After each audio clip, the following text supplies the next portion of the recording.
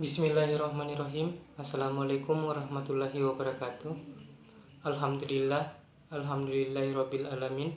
Handam kasira kama amar, asyhadu la ilaha illallah wa asyhadu anna Muhammadar Rasulullah. Allahumma shalli ala sayyidina Muhammad wa ala alihi washabihi ajmain, amma ba'd.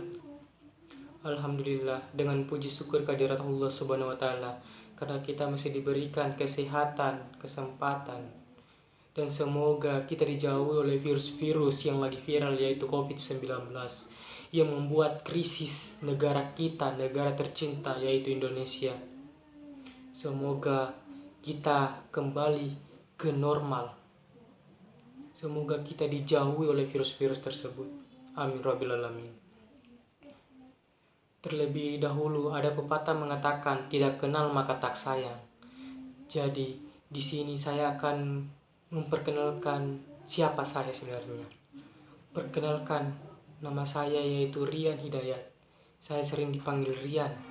Saya berasal dari Kelurahan Tonganapo, Kecamatan Samaturu, Kabupaten Kolaka.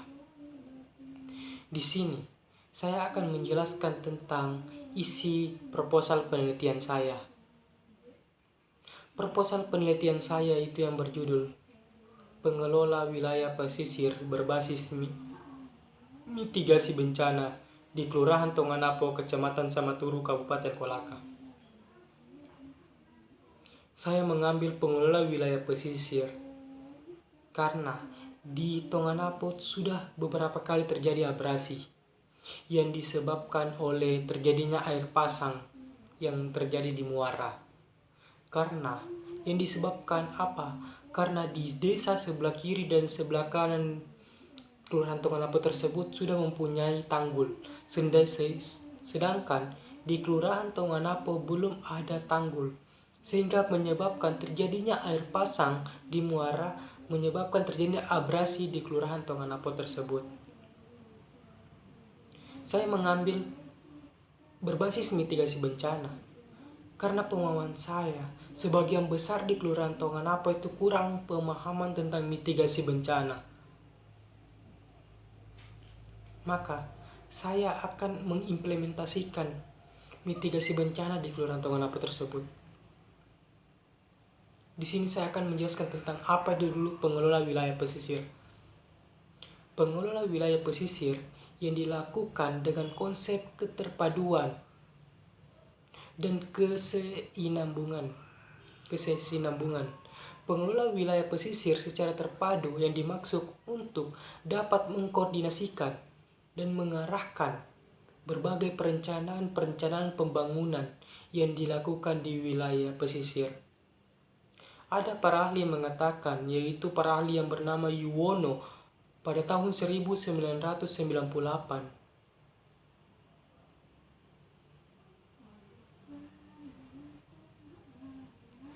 Menurut Abelhausen tahun 2015 yang menyebutkan bahwa didefinisikan sebagai proses dinamis untuk pengelola dan pemanfaatan wilayah yang memiliki karakteristik khas dengan sumber daya untuk generasi-generasi sekarang dengan masa depan. Selanjutnya, para ahli Bengen tahun 2020 yang menyebutkan bahwasanya wilayah pesisir merupakan tumpuan harapan manusia dalam pemenuhan kebutuhan hidupnya di masa mendatang. Oleh sebab itu, maka pembangunan yang dilakukan di wilayah pesisir dan laut hendaknya merupakan suatu proses perubahan untuk meningkatkan taraf hidup masyarakat dalam perencanaan pembangunan pada suatu sistem ekologis pesisir yang berimplikasikan pada pemanfaatan sumber daya alam yang perlu diperhatikan kaidah-kaidah ekologisnya yang berlaku untuk mengurangi akibat negatif yang merugikan bagi kelangsungan pembangunan secara menyeluruh. Menurut Yuwono, dalam laporan akhir yaitu zona wilayah pesisir Kabupaten Pemalang 2011 yang menyebutkan bahwa prinsip keterpaduan dalam pengelolaan wilayah pesisir meliputi pertama, keterpaduan perencanaan sektor secara horizontal. Yang pertama tadi, keterpaduan perencanaan sektor secara horizontal, yaitu pemanduan berbagai sektor kepentingan-kepentingan antara daerah, pantai, dan lainnya. Yang kedua, keterpaduan perencanaan secara vertikal, yaitu pengelola wilayah pesisir dari tingkat desa hingga nasional yang merupakan suatu kesatuan yang tidak terpisahkan. Yang ketiga itu keterpaduan antara ekosistem antara laut dan daratan. Yaitu peningkatan yang terdapat di pantai yang diupayakan tidak merusak ekosistem laut, daratan, begitu pula sebaliknya. Yang keempat, keterpaduan antara ilmu, pengetahuan, dan manajemen yang meningkatkan wilayah pesisir harus didasarkan pada data dan informasi ilmiah sesuai karakter daerah. Yang kelima, keterpaduan antara lingkungan ekonomi dan lingkungan masyarakat. Keterpaduan antara ilmu, pengetahuan, dan manajemen peningkatan wilayah pesisir harus didasarkan data dan informasi ilmiah sesuai karakter daerah.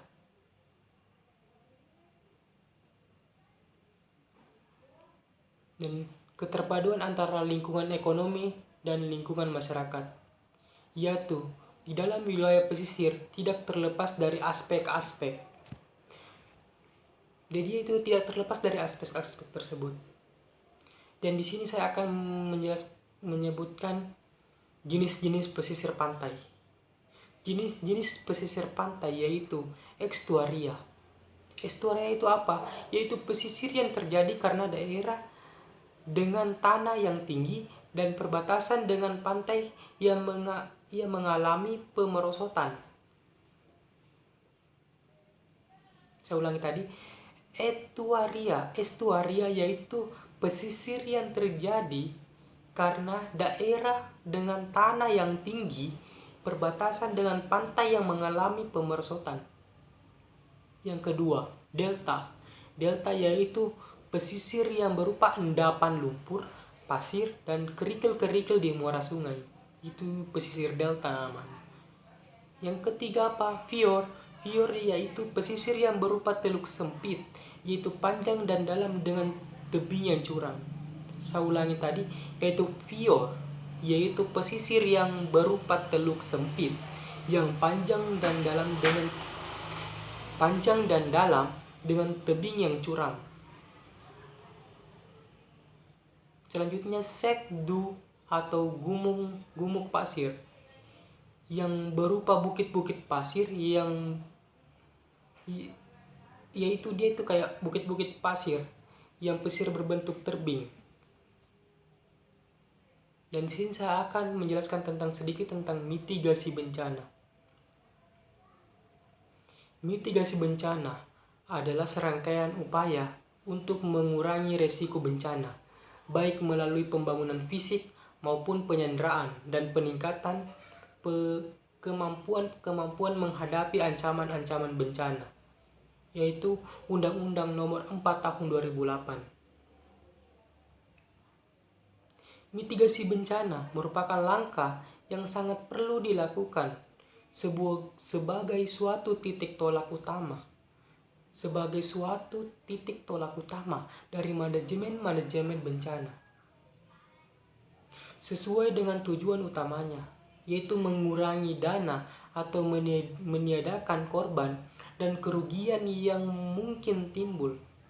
Saya ulangi tadi, itu tentang mitigasi bencana adalah serangkaian upaya untuk mengurangi resiko bencana, baik melalui pembangunan fisik maupun penyanderaan dan peningkatan kemampuan menghadapi ancaman-ancaman bencana.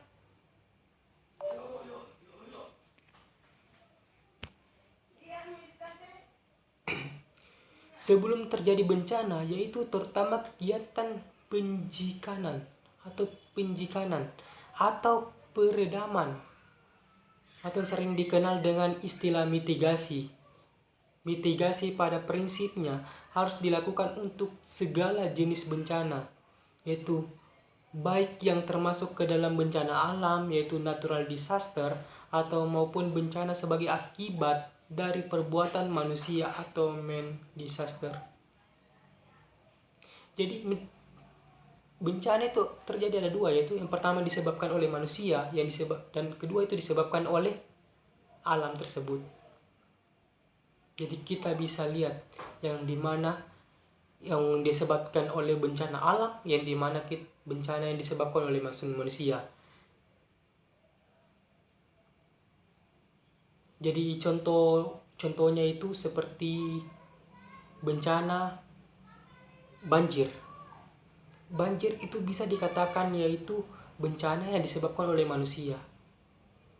Kenapa? Karena bencana banjir yang disebabkan oleh faktor-faktornya itu pembakaran hutan, pembuangan sampah sembarangan, sehingga bisa terjadinya banjir. Bencana alam itu apa? Bencana alam itu seperti gempa bumi yang normal dari alam. Mitigasi pada umumnya dilakukan dalam rangka mengurangi kerugian akibat kemungkinan terjadi bencana. Ya, jadi itu mitigasi bencana, dia mengurangi korban jiwa seperti begitu, atau mengurangi kerugian akibat kemungkinan terjadinya bencana. Jadi dia mengurangi kerugiannya.